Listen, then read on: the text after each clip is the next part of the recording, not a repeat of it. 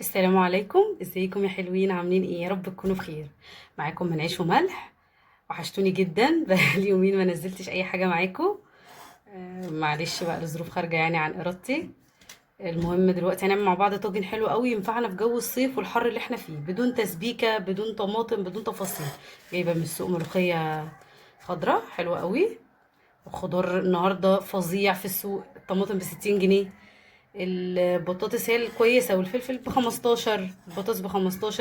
اما الطماطم غالية جدا. لو لقيتي فرصة قدامك تجيبي شوية وتحطيهم في الفريزر، لان انا سامعة ان الايام الجاية بيقولك هتوصل ل100 جنيه. فربنا يرحمنا يعني. الفراخ النهارده هي اللي اسعارها حلوة، نزلت شوية عن الايام اللي فاتت ب85 جنيه الكيلو. النهارده اسعارها كويسة، والبانيه برضو نزل. هي الحاجة الوحيدة اللي غالية في السوق بصراحة قوي ومبالغ فيها هي الطماطم. دلوقتي هنعمل مع بعض طاجن خضار حلو قوي وخفيف في الجو اللي احنا فيه ده، من غير تسبيكه ومن غير اي حاجه. نحط له معلقتين صلصه عاديه، يعني من الصلصه الجاهزه. هعمله في الفرن وهعمل معاه فراخ. هتبلها تتبيله دلوقتي حلوه قوي معاكم، تتبيله شوي، بس هسويهم هما الاتنين في الفرن بطريقه حلوه قوي هتعجبكم. خفيفه ومريحه جدا على المعده، وفي الجو الحر اللي احنا فيه ده. طبعا انتوا عارفين الجو الحر ده ولا مستحمل تسبيكه ولا مستحمل اي حاجه. انا جبت كوسه وانا تحت. الكوسه دي بتاعت خضار. جبت الكيلو ب20 جنيه.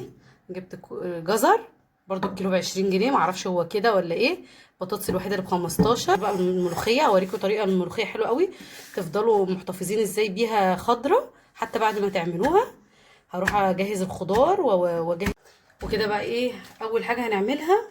هنتبل الفراخ عشان نسيبها شويه في التتبيله عقبال ما نجهز نغسل الملوخيه بتاعتنا والخضار بتاعنا. هتبل الفراخ تتبيله حلوه كده، احط فيها بصل، فلفل احمر وعصره ليمونه.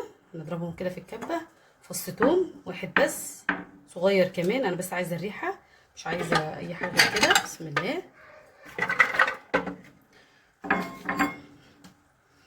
نحط عليهم عصره ليمونه. الليمون ده مع الخل هيساعد ايه؟ هيساعد الفراخ تبقى فيها تتبيله اسرع، يعني تمتص التتبيله اسرع. بص، واحط خل، شويه خل حلوين كده. بسم الله. وشويه زيت. بسم الله الرحمن الرحيم. والتوابل البهارات بتاعتنا، جنزبيل وفلفل اسود ورق لورا وكزبره وسبع بهارات، هنحطهم كده برضو نضربهم معاهم. رشه الملح بتاعتنا، ملح كده، ومعلقه ايه؟ معلقه صلصه. بس كده. نضربهم مع بعض في الكبه كويس جدا ونرجع لكم. بصوا معايا فرخه، بصوا مفتحاها من الصدر، انا فاتحه ظهرها عشان انا هشويها على الشبكه فوق الخضار. غسلها كويس جدا زي ما اتفقنا، بليمون وملح وطحينه ودقيق، لحد ما بقت ريحتها تحفه ما شاء الله. وفتحتها من الظهر وفتحتها من عند الصدر والورك كويس. هنزل عليهم بقى بالتتبيله اللي انا عملتها كده. بسم الله. نخلي ايه الفرخه تشبع كويس قوي قوي من التتبيله دي، وندخلها في قلب الفتحات دي كده، ونسيبها حوالي ايه ساعه كده، ندخلها الفرن. بسم الله. شبعنا الفراخ من التتبيله كويس جدا. هنغطيها ونسيبها زي ما اتفقنا حوالي ايه من ساعه ساعتين. لو مستعجله وعايزه تقطعي الخضار وتحطي على طول مفيش اي مشكله، نسيبها ونروح نقطع الخضار. دلوقتي قطعنا الخضار بتاعنا. اول حاجه اهو كوسه، جزر. بسم الله. نحط البطاطس اللي انا مقطعاها. بسم الله. وبصله وفلفل احمر. بسم الله. بسم الله. انا عندي شويه فاصوليا انا فرزاهم في الفريزر، بس هنطلعهم هم الفريزر زي ما هم جميلين. لو كان عندي بسله كنت حطيت. بسم الله. حبه صغيرين كده بس لغايه يدوا الطاجن الصينيه دي طعم حلو قوي وهي في الفرن بالزيت. بسم الله. هروح متبلاهم بقى. بسم الله الرحمن الرحيم. فلفل اسود، حبه فلفل اسود حلوين كده، ورشه كزبره. بسم الله. وشويه زيت حلوين كده. بسم الله. ورشه ملح، شويه ملح يعني الملح بتاعها.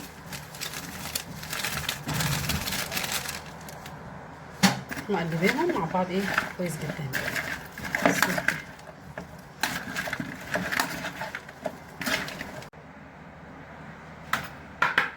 هنا بالخضار بتاعنا بسم الله، بعد ما حطينا ايه كل حاجه على بعض، بصل على الكوسه على الجزر على الفلفل الالوان اللي هو الفلفل الاحمر. بسم الله، بصوا شكله قد ايه يفتح النفس. نروح حاطه على الوش كده ايه فص توم كده، يعتبر قسمه 3 بس عشان يبقى باين، بس نشيله يدي ريحه حلوه، لان طبعا انتوا عارفين الكوسه اصلا يعني والفاصوليا والبطاطس بيحبوا التوم يعني. نحط ورقه لورا متقطعه كده عشان تديها ريحه حلوه. نحط ايه معلقه زبده كده، سمنه بلدي، تدي بس طعم كده وريحه حلوه مع الزيت.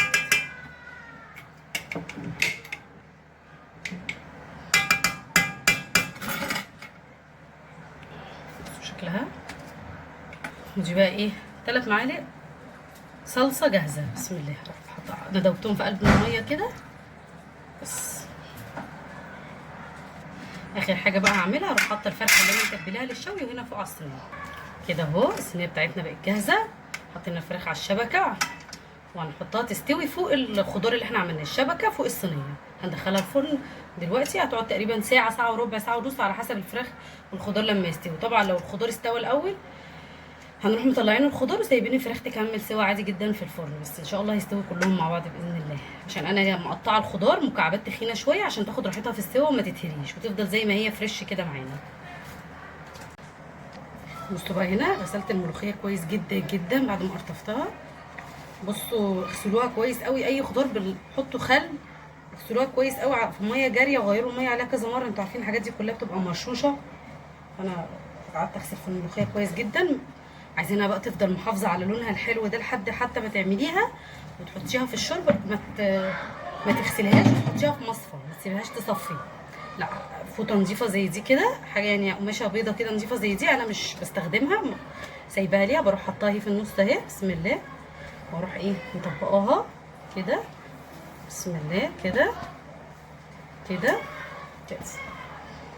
بس اهي هسيبها كده حوالي نص ساعه. بعد نص ساعه هاجي ابص عليها قبل ما اخرطها الاقيها ما فيهاش ولا نقطه ميه، هتفضل انما لما بنحطها في المصفى او بنحطها على فوطه ونسيبها متعرضه للهواء بتغمق. اول ما بننزل فيها في الشوربه بنلاقيها غامقه. اما لما تعملي الحركه دي في حته نظيفه كده زي كده، خصصيها حتى للملوخيه يعني، واعمليها كده وسيبيها نص ساعه تلاقيها شاربه الميه اللي فيها كلها وناشفه، وفي نفس الوقت هتيجي تحطيها في الشوربه تلاقيها خضره وتحفه.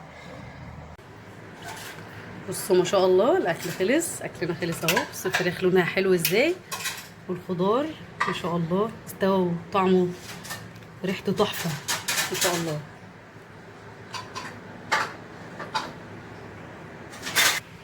بصوا الخضار تحفه استوى مع الفراخ في نفس الوقت. جماله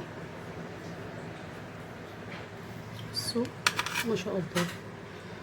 فاصوليا خضراء والبطاطس، الرز بتاعنا بشعريه مفلفل نعملها.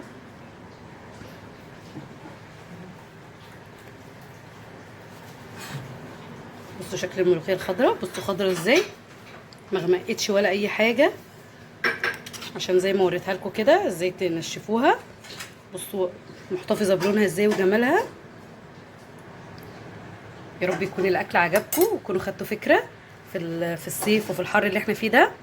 لو عجبكم الفيديو ما تنسوش تتابعونا وتشتركوا معانا، واستنونا فيديوهات جايه كتير. باي.